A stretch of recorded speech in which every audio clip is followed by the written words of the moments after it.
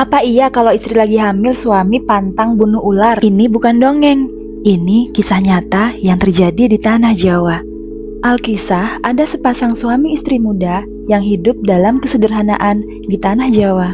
Suatu malam, ada seekor ular besar yang menyelinap masuk dalam rumah mereka. Sang istri terkejut dan berteriak.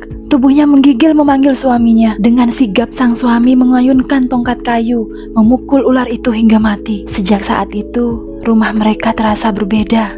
Malam berikutnya, tetua desa bermimpi aneh. Ia bermimpi melihat ular putih yang menangis. "Kau telah memutus titian antara dunia roh dan dunia manusia," bisik ular itu dalam mimpinya. Dan akhirnya, waktu persalinan pun tiba. Dengan dibantu oleh dukun bayi, sang istri bersusah payah melahirkan anak ke dunia. "Ayo, dorong lagi, sedikit lagi." Dan akhirnya sang bayi pun lahir. Tapi bahkan dukun bayi pun terkejut. Bayi baru lahir itu tidak punya kelopak mata, juga tidak punya daun telinga. Ini bukan bayi manusia. Bayi ini lebih mirip anak ular, ujar dukun bayi. Sang ibu menolak menyentuh bayinya.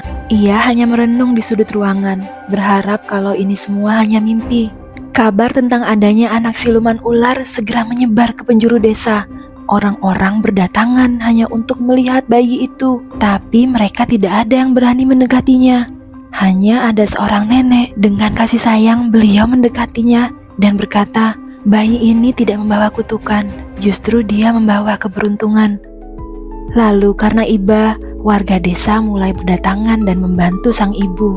Mereka berbondong-bondong memberikan lauk pauk serta kebutuhan lainnya. Tapi tetap saja, sang ibu masih bungkam. Dia belum bisa menerima takdirnya.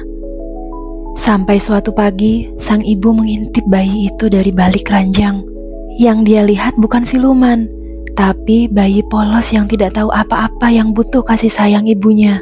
Hari itu, dengan langkah pasti, dia mendekap bayinya. Dengan lapang dada, dia menerima tugas besarnya sebagai seorang ibu.